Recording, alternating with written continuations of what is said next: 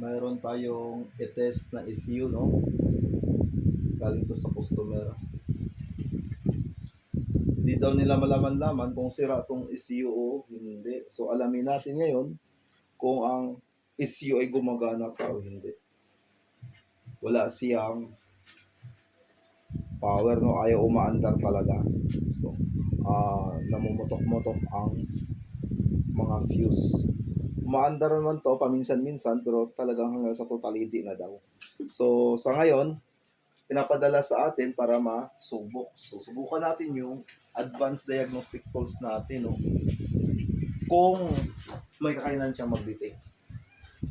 Itong mga cable na to, nabibili natin to sa full version, no? Pero pwede kayo makabili na ito lang din bilhin niyo pa isa-isa. Sa full version lang ito kasama. Sa standard version, hindi, wala kasamang ganyan.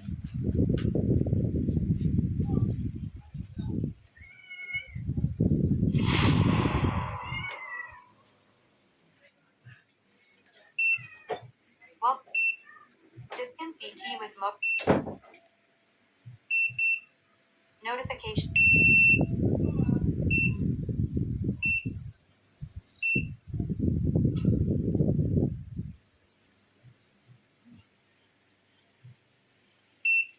Require.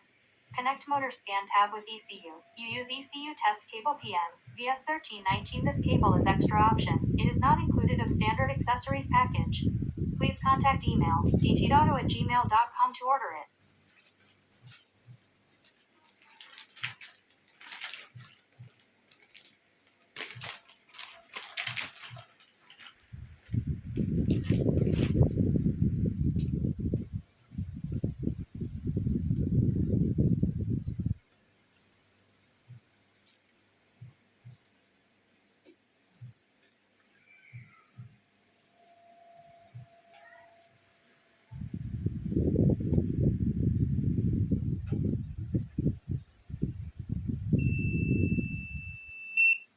Diskin CT with motor scan tab unit.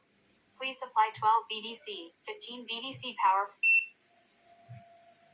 So na-connect na natin, no?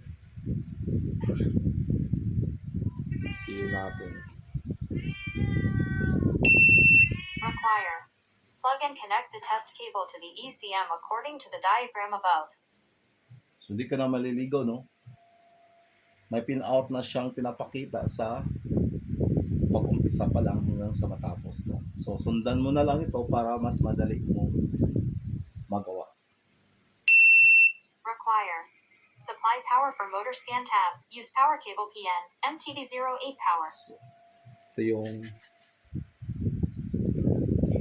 box, motor box niya. Cable nakakonect na. So, go na tayo. So, hindi natin alam kung ano ang sira. No? So, punta tayo dito sa unidentified entities. Status. Motor scan tab is checking ECM.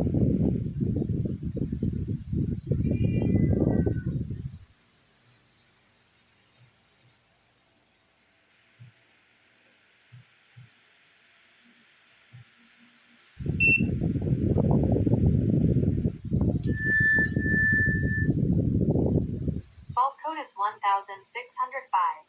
Content details K-line communication signal circuit fault or wrong/incomplete software inside ECM or main chip fault inside ECM. Suggestions replace with equivalent parts from another ECU or equivalent on the market. So, ang artificial intelligence nagsasabi na agad siya, tinuturo na sa'yo kung ano ang sira sa loob ng ECU. So, mayroon siyang reference component kung anong component ang sira. So, 12 volts so supply. So, mayroon na rin siyang mga sukat kung saan siya bubutasin, kung saan siyang parte sa ECU nakalagay. So, hindi ka na mahihirapan. So,